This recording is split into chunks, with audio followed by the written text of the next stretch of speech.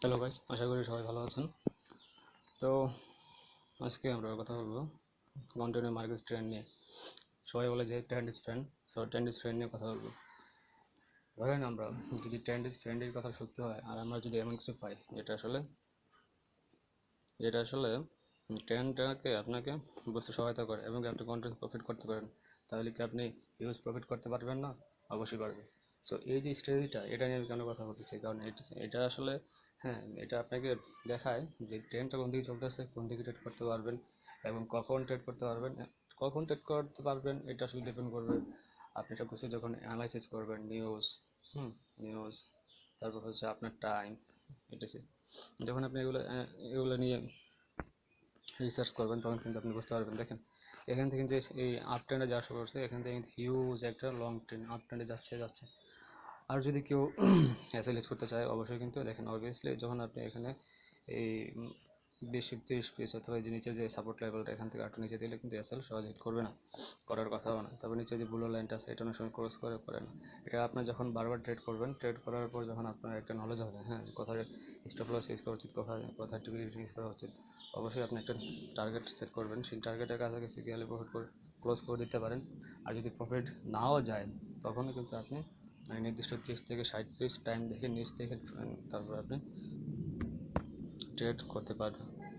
ওকে, তো এইভাবে কিন্তু আপনি নিউজ টাইম ট্রেড করতে পারবেন। তো নিউজ টাইমটা কিন্তু খুবই ইম্পর্টেন্ট।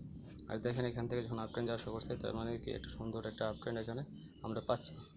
সো আপনার আপ ট্রেন্ড এবং টাইম দেখার জন্য কিন্তু আপনাকে কী করতে হবে, আপনাকে একটু স্ট্র্যাটেজি ফলো করতে হবে। যখন আপনি স্ট্র্যাটেজি ফলো করবেন তখন কিন্তু আপনি ট্রেন্ড পাচ্ছেন। দেখেন এখান থেকে দেখেন মার্কেট প্রাইস 1020089, এখান থেকে যে আপ ট্রেন্ড যাওয়া শুরু করছে সে কিন্তু কন্টিনিউ আপ ট্রেন্ড যাচ্ছে, অর্থাৎ এখান থেকে একটা বিশাল একটা আপ ট্রেন্ড। অর্থাৎ আপনি এখান থেকে একটা 90% অথবা 80% একটা ধারণা পাচ্ছেন যে এখান থেকে আপ ট্রেন্ড এবং এটা হবে ভালো। সো এই স্ট্র্যাটেজিটা ভালো এবং আমি রিসার্চ করতেছি, আমারও নলেজ বাড়তেছে, প্লাস